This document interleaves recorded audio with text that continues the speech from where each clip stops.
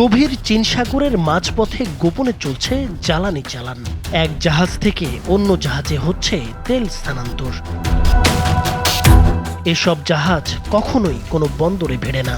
নেই বৈধ জ্বালানি পরিবহন, স্থানান্তরের কোনো আনুষ্ঠানিক নথিও।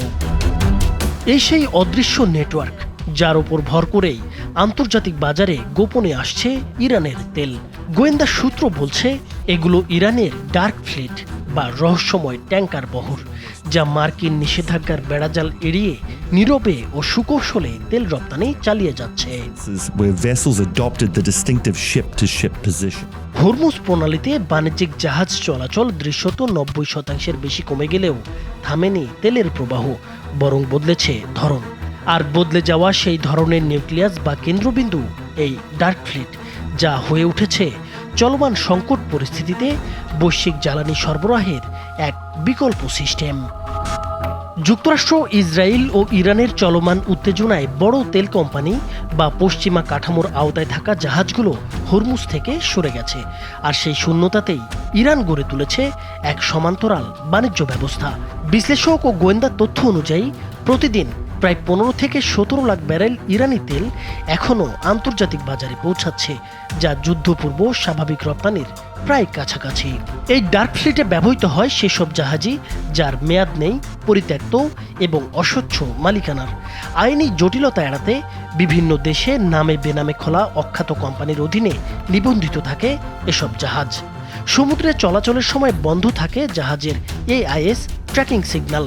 তেল স্থানান্তরের জন্য বেছে নেওয়া হয় গহীন মাঝ সমুদ্র, ফলে তেলের উৎস ও গন্তব্য শনাক্ত করা প্রায় অসম্ভব হয়ে পড়ে। তবে আন্তর্জাতিক গণমাধ্যমের তথ্য বলছে এই তেলের বড় অংশেরই গন্তব্য চীনের বাজার। গোয়েন্দা তথ্যের সূত্র ধরে চালানো নানা তৎপরতার পরেও যুক্তরাষ্ট্র ও তার মিত্ররা এই নেটওয়ার্ক পুরোপুরি বন্ধ করতে পারছে না। বিশ্লেষকদের মতে এর পেছনে কাজ করছে এক ধরনের কৌশলগত অস্পষ্টতা।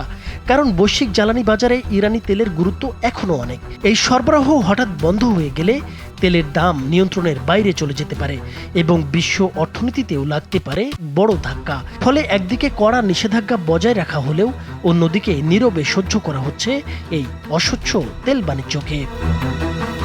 বিশেষজ্ঞরা বলছেন, জ্বালানির এই অদৃশ্য সরবরাহ ব্যবস্থা ইরানের রাজস্ব ব্যবস্থায় শুধু ধরে রাখেনি, বরং দেশটির ভূ রাজনৈতিক অবস্থাকেও করেছে আরও শক্তিশালী। তবে এতে কিন্তু ঝুঁকিও কম নয়। পুরনো ও বীমাবিহীন এসব জাহাজে বড় কোনো দুর্ঘটনা ঘটলে তা ডেকে আনতে পারে ভয়াবহ পরিবেশ বিপর্যয়।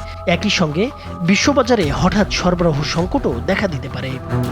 হরমুজ প্রণালীতে এখন শুধু সামরিক উত্তেজনাই নয়, চলছে জ্বালানি লজিস্টিকের এক নীরব যুদ্ধ। বিশ্লেষকদের মতে বৈশ্বিক তেল ব্যবস্থা ইতোমধ্যে দুই ভাগে বিভক্ত। একটি স্বচ্ছ ও নিয়ন্ত্রিত, অন্যটি ইরানের নেতৃত্বে গড়ে ওঠা অদৃশ্য ও রাজনৈতিকভাবে নিয়ন্ত্রিত।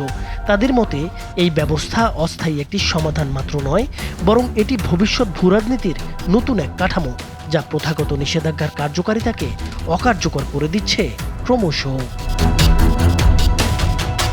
নাইমুর হোসেন, মাছরাঙা টেলিভিশন।